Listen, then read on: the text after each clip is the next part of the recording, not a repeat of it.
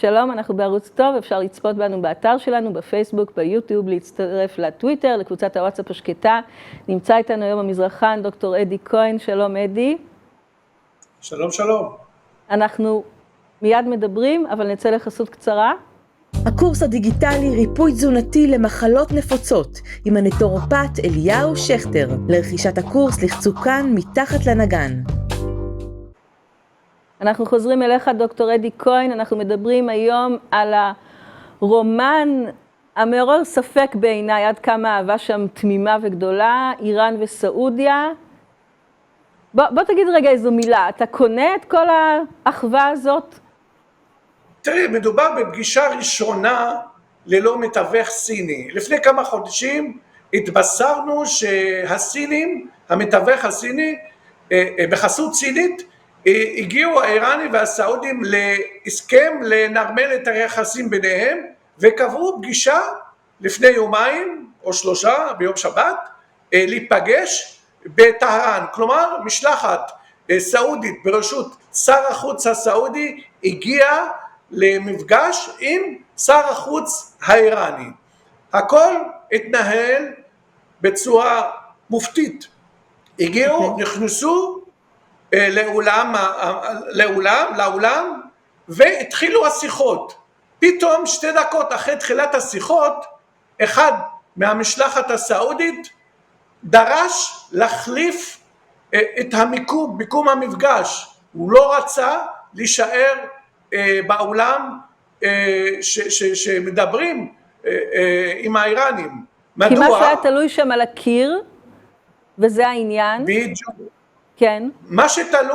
מה שתלוי על הקיר, אנחנו רואים באמצע, אנחנו רואים את המשלחת הסעודית עוזבת את האולם. למה? כן. כי תמונתו של קאסם סוליימני, הארכי טרוריסט, נמצאת. הסעודים לא רצו להצטלם יחד עם התמונה, לא רצו שהעולם הערבי שמייחס לקאסם סוליימני הריגת 1,000,000 סורים ואפילו יותר, הסעודים לא רצו להצטלם, כאילו לתת לגיטימציה לפושע או לטרוריסט מספר 1 בעולם הערבי. לכן הסעודים דרשו להחליף אולם וללכת. אנחנו רואים את המשלחת הסעודית יוצאת לאולם אחר, והמפגש התקיים. בקצרה אני יכול להגיד לך, דיברו על לוגיסטיקה, פתיחת השגרירויות בטהרן ובריאד. אבל המשלחת הסעודית באמת עמדה על שלה ולא רצתה להמשיך. אני גם תוהה אם אנחנו במצבים כאלה, למשל כאשר אין דגל ישראל, האם אנחנו דורשים או לא דורשים? ההיסטוריה אומרת שאנחנו מנומסים מדי וממלכתיים מדי, וכנראה שהיינו ממשיכים את השיחה. מה עומד מאחורי ההחלטה לתלות דווקא את התמונה של סוליימני על הקיר? הרי זה לא משהו מחויב המציאות, זאת הייתה בחירה של האיראנים לעשות את זה. ברור, אין שום הצדקה לתלות את קאסם סוליימני. הוא לא אישיות דתית, הוא לא נשיא, אין שום הצדקה, רק פשוט מה הם מנסים לומר? אצבע בעין לסעודים.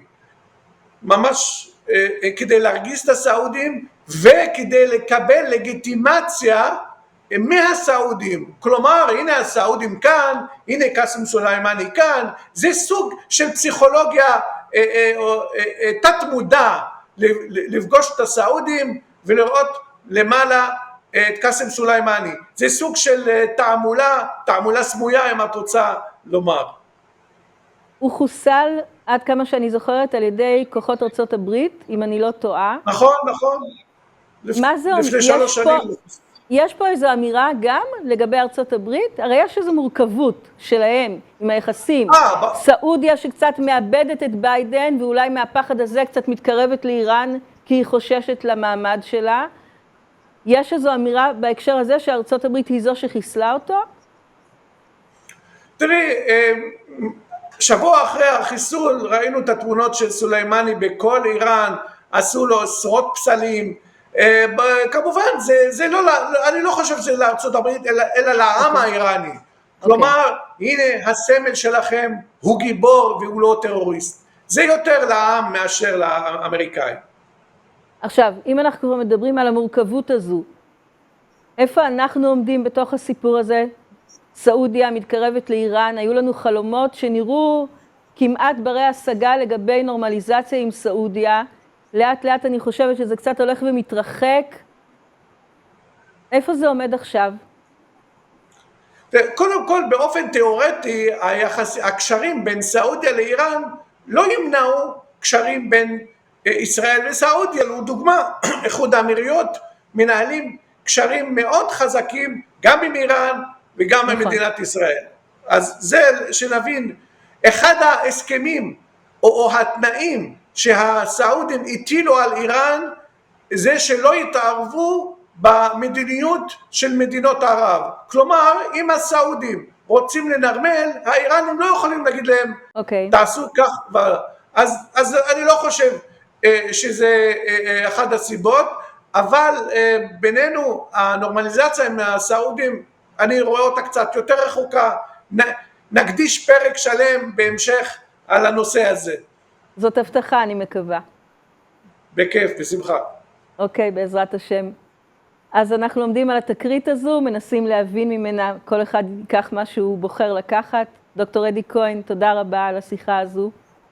תודה רבה. עד כאן ערוץ טוב, מוזמנים לשידורים הבאים בעזרת השם, להתראות. 750,000 צופים וצופות מדי חודש ביוטיוב שלנו, ורק 60,000 מנויים, כנראה שעדיין לא נרשמתם. למה אתם מחכים? לחצו עכשיו על כפתור ההרשמה.